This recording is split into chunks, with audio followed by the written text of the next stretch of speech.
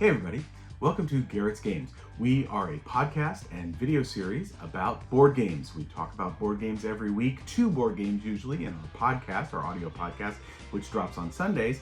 And of course, we've started up this new video series where we talk about a single game, talking about what it's all about, giving our opinion on it, and so on. So hopefully you like this and you can give us a thumbs up and subscribe. And of course, help sponsor and everything like that. But this week, by the way, honey, how you doing? I'm doing great, dear. How are you? I'm doing fantastic. I'm Doug, by the way. And I'm Shelley. There we are. Woo. Okay, this week we have a new game called, well, it's been out for about 6 months, I think, or so. It's called Draw and Write Records. This is from Inside Up Games. It's designed by Bruno Maciel, and it is a draw and draw game. And it has those all those combination things that you like to do. But as I said when I first posted a picture of us right before we played this, this is a perfect example of combining 2 of our favorite passions, right? Music and board games. So let's talk a little bit about Draw and Write Records. So in Draw and Write Records, we're going to have a number of rounds where in each round, each player is going to get a hand of 5 cards, and like 7 Wonders and other games, we are going to be doing some card drafting. So we are going to take one of these cards and then do whatever it says on it and then pass our hand. Now, in a more than 2-player game, you are going to every other round flip the direction that you are going to be passing that hand, all right? So that's something to do. And I should say this plays 1 to 6 players. So you can play up to 6 people here in the game. We should say these are really cool too because they're double-sided. Yeah, woohoo! Which is really nice. Definitely. Though we're going to laminate, Oh yeah, we always like to do that. Yeah, we like to do that. So what do you have? Well, the blue cards that we've got are some of the goals that you are trying to achieve.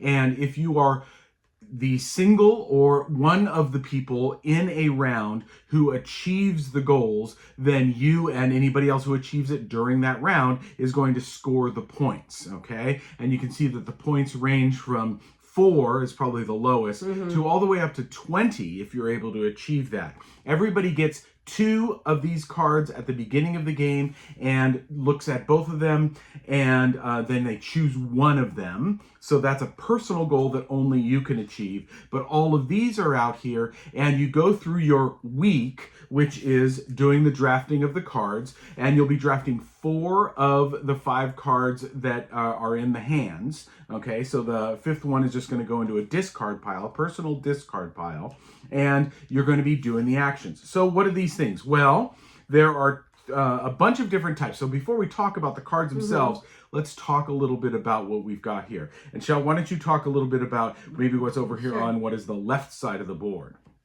Okay. My left, your left. Sorry, the left side for them. So that would be our right. One of the things that you can do is you can go into this area of the board where you get to start. Where do you get? You start at your garage. Yeah, you start at your garage. You can go this direction, and actually you can go both directions, and you can branch off, and you can accomplish many of these things if you choose to go this route. Right. So there are actually, I should say, there are 3 areas that you are actually using the cards to place in, and then there are areas that get triggered because you mark off those sections and such. Exactly. So the 3 areas that you can actually put marks in based on the cards are this area, which is your gear and action area. Okay, this area, which is, and I'm gonna forget what it's called, but it has definitely some guitars and tickets and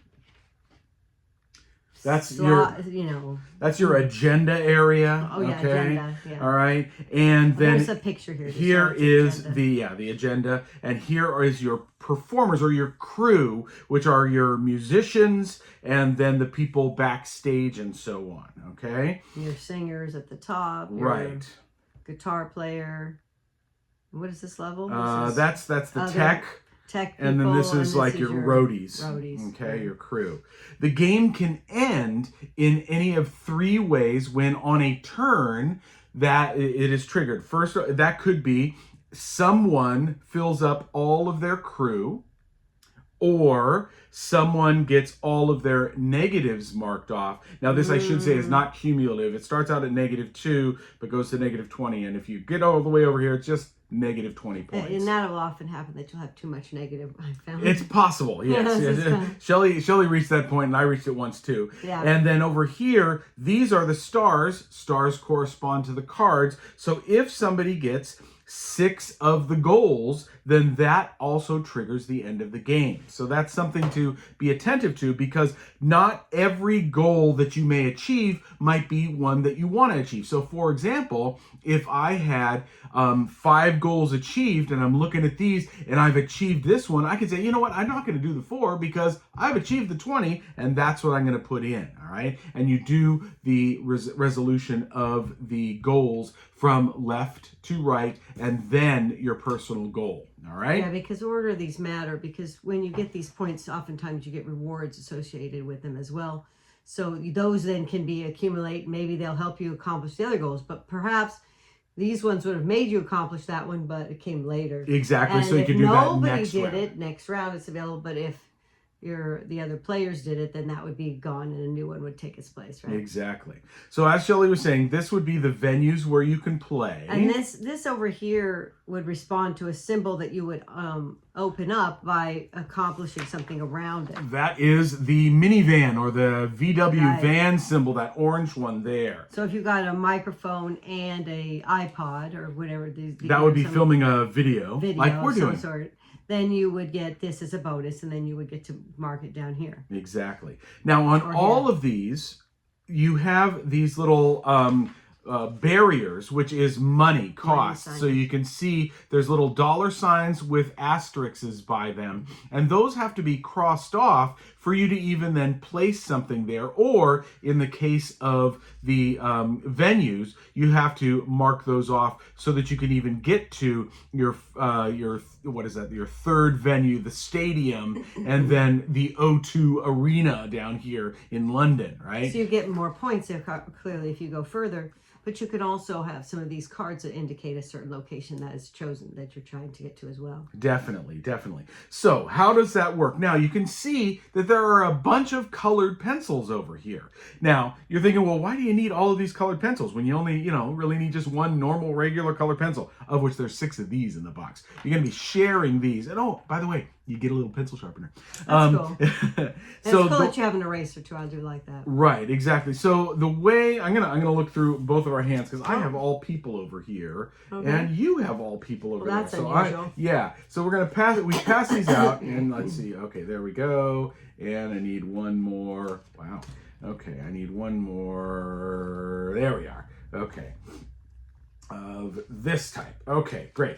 So, as I said, there are 3 different types of things that you can do. 1, 2, 3. And then these 3 areas trigger when you get those symbols. And yeah, exactly. So the first type of thing you could have would be something over here in your agenda. And this would be a late night talk show that you're going on. And you could mark off any one of the moons and you choose. And then over here, if you get a row or column or one of the diagonals, you get both of the symbols that are at the ends of these. So for example, you might get a 3 or 4 times multiplier that you can apply when you get your crew. You could get a mark down here in this area, which we'll talk about later. You could mark off one of the dollar signs. You could get points and so on and so forth. Definitely I'm going to do those dollar signs. But what's interesting about the cards is there are many colors and stuff. So the thing you want to pay attention to is the symbol up in the upper left. I'm like, upper left corner. So this one says it's in this area. Exactly. And so there'll be the symbols here that help you know what this card relates So to. here's the symbol, which tells you that it's down in this area, and you get to mark off this is a radio airplay interview that you've done, okay? And you can you choose which one. You don't have to do it in any particular pattern, but this card, which is a goal card, says you have to get the 1, 2, 3, 4 different ones marked off in the 4 corners of this area to get 9 points and be able to mark off a dollar sign that is one of your blocks, okay? So I might go and mark off this particular radio symbol, and then I've got that one, okay? But of course, the core to the game are the different crew. And the way the crew work is it's twofold. First of all, you only got one singer. It's not Fleetwood Mac. Where they had, what, 3? And then you've got 4 different musicians. And what you're looking at, and I should say, you start the game by taking a color you choose and marking off a color up here. And you're trying to actually match these bits of lines so that you set up harmonies between your crew so things work better when you're on the road. All right, so you've got one that you're setting up and you're trying to look for a singer that, in this case, if I took red, would have a red thing here. Oh, by the way, you also get to write in the name of your group. I was the DGs, right? And so here, this is a singer. So they are going to give me 1 point at the end of the game. If I had a multiplier, I could use that to get them up to 4 points. And probably not the best choice to do. All right. And then I would mark purple, purple, teal, teal in the 4 circles around. Matching the things that are here. And then I'm trying to, or if I had, then I'm trying to get here. And now this guy wants, if I look, this violinist or musician, because I've got purple there, purple, and there's purple in there, I would be setting up that harmony, which then harmonizes in this area, and I would get to mark off something in the purple row. So you're trying to get those combos that make harmonies and stuff. So even though both of these guys are worth just 1 point, because I was able to put them in those particular spots, I am able to set up that harmony between my violinist and my lead singer. And that's what you're trying to look at for getting your crew, because, go ahead. Well, you won't always be able to do that, obviously. Right. That's something you having to work hard on. But since that's also one of the game trigger ends, you can't be too selective often, right? Or you won't get enough of your people out on the board, and you won't do very well. True. Yeah. Now this one, of course, is a roadie, and roadies would be going down here in the tan-ish area with the speaker, and he's going to be worth 4 points. So this would be a great one if I had gotten my 4 times multiplier. I can make him worth 16 points if I had that 4 times multiplier that I could cross off. So those you would have had to earn that by coming over here, completing this diagonal. Or there's other ways that you can That's the only way that. to get the 4 times multipliers. Completing that the diagonal. 4 times one. Exactly.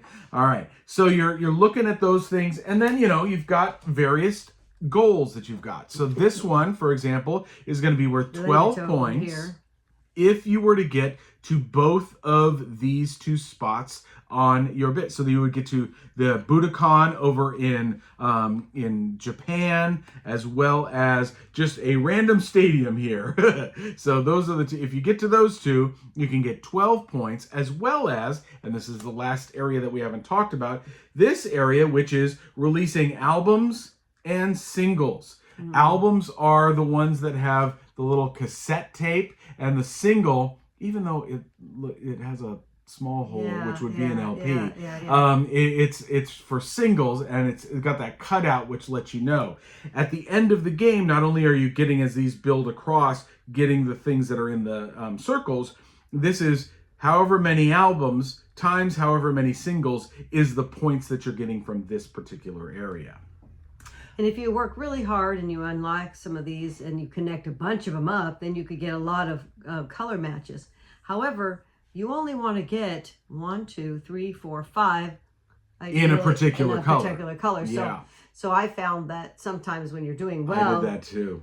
You're like, oh wait, I've got all my purples. I have all the purples. Why am I trying to make more purples? Exactly. So you do want to monitor that a bit, but you're happy when you're lining these up because these give you lots of great things. Yeah, so you can get lots see of points. You can choose anything over in this area by doing the agenda, or you can choose you get a album or a single, or here's this nice column that opens up the money, right? So you have more options of where to play because you want to be able to keep going on your map.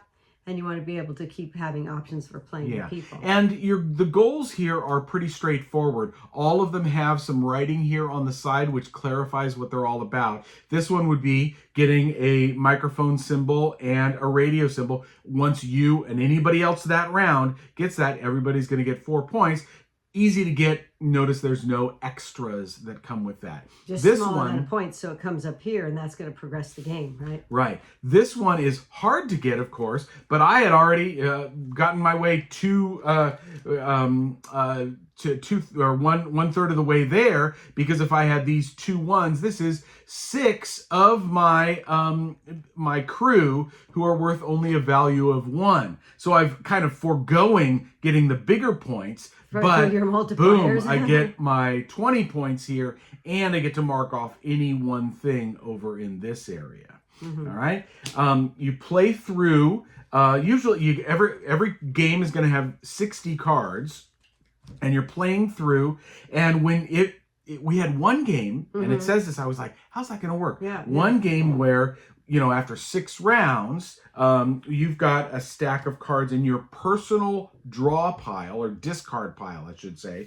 You're going to shuffle that up, and then that last round is going to be 5 of those 6 cards from your discard pile, and inevitably, either you're going to have a card that you can't play, which means you have to mark off the negative, or you're going to be able to get your crew filled up. Somehow, the game is going to end after that last round where you might have to go in there, but usually ends before that. Right. Oh, one other thing. At the end of the game, you're going to add up all of your points, and here's just a cool little thing.